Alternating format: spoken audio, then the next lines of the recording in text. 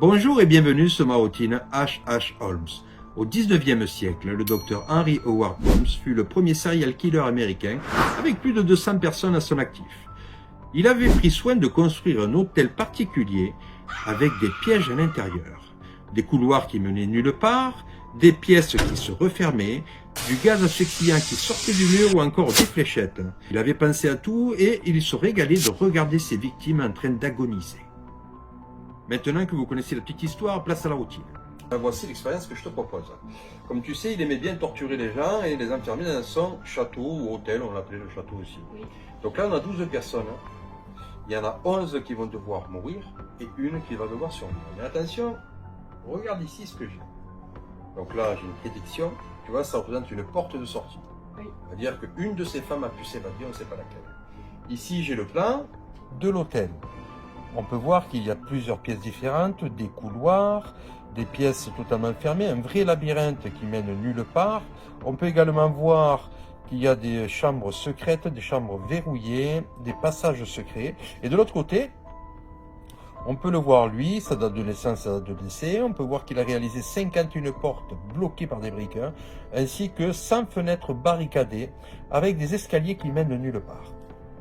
Et voilà ce que je vais te demander. Dans un premier temps, on va faire un test visuel, c'est-à-dire que tu vas mélanger toutes ces cartes-là. Voilà, un petit mélange. Tu vas les regarder toutes une par une et tu vas m'en donner deux. Voilà. Donc on va faire un choix visuel. Je veux que ce soit toi pleinement qui choisisses tes cartes. Voilà, tu les poses.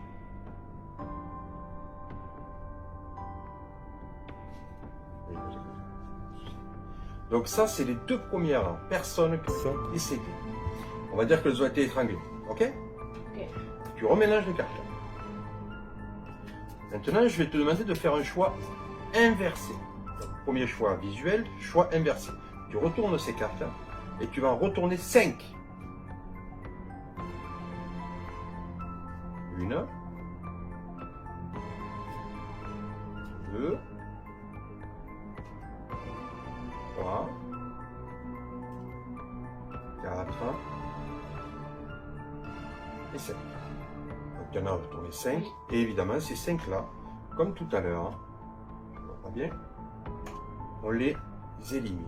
On va dire que sont décédés d'asphyxie. Un gaz qui est arrivé. Il nous reste maintenant la dernière étape. Est-ce que tu peux mélanger une dernière fois? On a fait le choix visuel, le choix inversé. Et maintenant, je vais te demander le choix numérique. Tu vois que toutes les cartes, comme ceci, le choix numérique. Tu vas me donner un chiffre entre 1 et 5. 4. 4. Imagine que toutes les 4 heures, elles se prennent un coup de fusil. Elles sont 4, donc il en reste une qui doit survivre et 4 qui doivent mourir. Toutes les 4 heures, ça donne ça. 1, 2, 3, elle est décédée. 1, 2, 3, 4. Elle est décédée. 1, 2, 3, 4. Elle est décédée. 1, 2, 3, 4. Elle est décédée. Il nous en reste une seule qui est en vie. Tu es d'accord? Tu aurais pu choisir n'importe quoi depuis le départ. Oui.